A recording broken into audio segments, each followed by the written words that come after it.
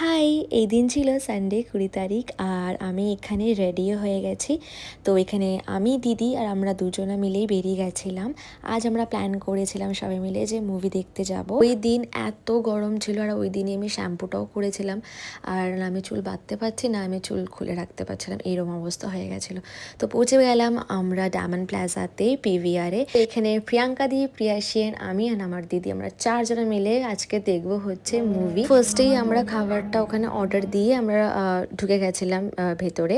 তো আমাদের ঠিক 2-3 মিনিট পরেই মুভিটা স্টার্ট হয়ে যায় অ্যান্ড মুভিটার এত দারুণ হয়েছিল দেখতে। তোমরাও পারলে একবার এই মুভিটা দেখো। মুভিটার নাম হলো কেসরি। আর আমি জাস্ট হাইলি রেকমেন্ড করবো তোমরা একবার হলো কিন্তু এই মুভিটা দেখো। আর আমরা মুভি দেখতে দেখতে আমাদের সাথে খাবারও এনজয় করছিলাম। আমরা স্ন্যাক্সে অর্ডার করেছিলাম হচ্ছে মোমোটা ভীষণ ভালো বানায় পিভিআরের ওখানে।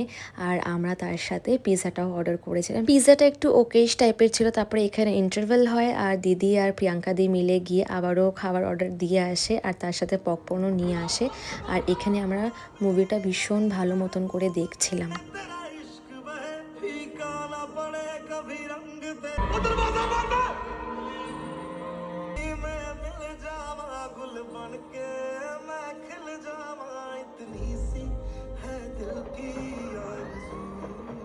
ওই দিন আমরা ভীষণ খাবার খেলাম অ্যান্ড লাস্ট আমরা খেলাম হলো পাপড়ি চাট আর ভেলপুরি, যেটা খেতে দারুণ হয়েছিল আর মুভিটাও তার সাথে খুবই ভালো হয়েছিল।